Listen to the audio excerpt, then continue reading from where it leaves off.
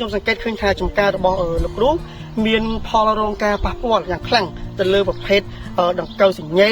ដង្កូវមួយស្លឹកក៏ដូចជាដង្កូវចប់ផ្លែផងដែរ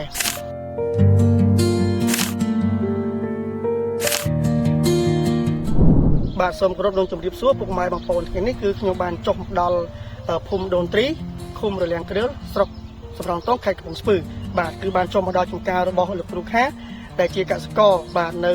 តំបន់នេះគឺគាត់ដាំដំណាំហ្នឹងគឺច្រើនជាងគេមានដូចជាដំណាំត្រឡាចដំឡូងជ្រុងសណ្តែកគួរក៏ដូចជាដំណាំត្រសក់ផងដែរបាទជាចិត្តស្ដែងខ្ញុំសង្កេតឃើញថាចំការរបស់លោកគ្រូមានផលរងការប៉ះពាល់យ៉ាងខ្លាំងទៅលើប្រភេទដង្កូវសញ្ញេដង្កូវមួយស្លឹកក៏ដូចជាដង្កូវចប់ផ្លែផងដែរបាទហើយការបំផ្លាញនេះវាធ្វើឲ្យដងដើមដំណាំរបស់លោកគ្រូហ្នឹងបញ្ហាហ្នឹងគឺវាច្រើនតាក់ទងជាមួយនឹង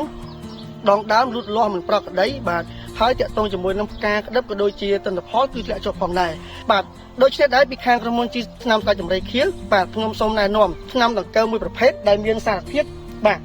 គឺអ៊ីម៉ាមេទីនបាទបូកជាមួយនឹងវីប្រូនីលដែលវាមានសមត្ថភាពខ្ពស់ក្នុងការជ្រាបចូលទៅក្នុងកោសិកាដងដើមរបស់រុក្ខជាតិក៏ដូចជាទៅបំផ្លាញបាទទៅលើប្រភេទសត្វល្អិតក៏ដូចជា